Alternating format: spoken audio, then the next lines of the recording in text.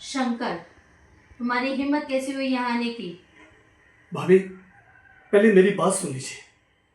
उसके बाद आप जो भी सजा देंगी मैं उसके लिए तैयार हूं। भाभी, मुझे कुछ दिनों से बड़े अजीब अजीब से सपने आ रहे थे। बहुत सोचने के बाद मुझे समझ में आया कि सारा बेबी की जिंदगी खतरे में है। मैं सारा को बचाने आया हूं भाभी।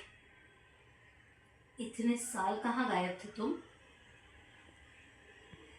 अपने पाप की सजा भुगत रहा था भाभी, जो उस दिन राज साहब ने मुझसे करवाया था।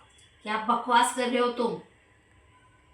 मैं मानता हूं भाभी, सच बोलना बहुत मुश्किल होता है, और आज जो सच मैं आपके सामने बोलूंगा वो शायद आप सुन नहीं पाएंगे। शंकर! भाभी, उस दिन आपकी बच्ची एक गंभीर बीमारी के साथ पैदा हुई थी, और राज साहब हर हाल में अपने परिवार को आगे बढ़ाना चाहते थे। इसलिए उन्होंने फैसला लिया कि अपने बच्ची को किसी दूसरी बच्ची के साथ बदल देंगे, अजीत और सुजाता की बच्ची के साथ। वो भी उसी दिन उस हॉस्पिटल में पैदा हुई थी।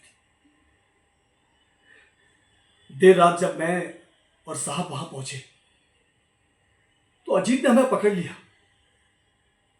राज साहब ने बच्ची को मेरे हाथ में सौंप दिया और दोनों के बीच में बहुत लड़ाई हुई भाभी।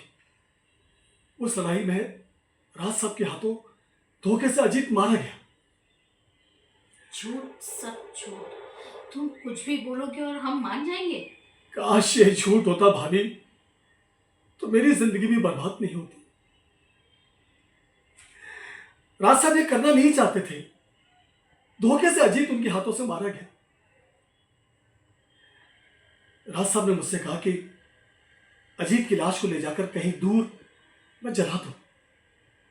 उन्होंने मुझे ढेर सारे पैसे दिए ताकि राज मैं किसी और को ना बताऊं। राज साहब बच्ची को लेकर चले गए। मैं डर गया, मैं घबरा गया कि उस लाश को लेकर मैं कहां जाऊं। आनंद फानंद में मैंने इसी बंगले के पीछे उस लाश को दफना दिया।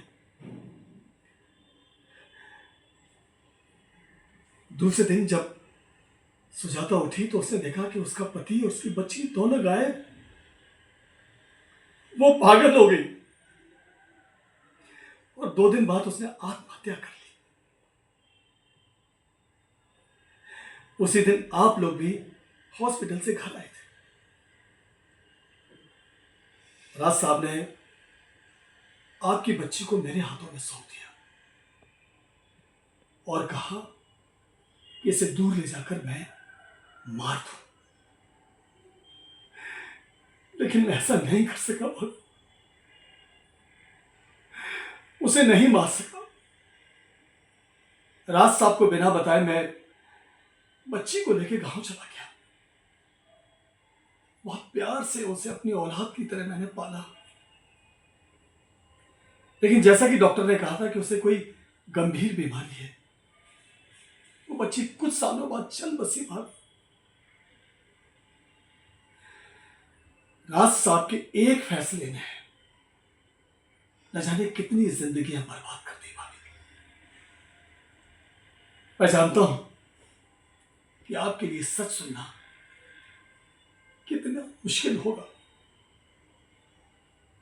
लेकिन यही सच है भाभी, यही सच है। मुझे उम्मीद है कि अब आप मुझे माफ कर दें।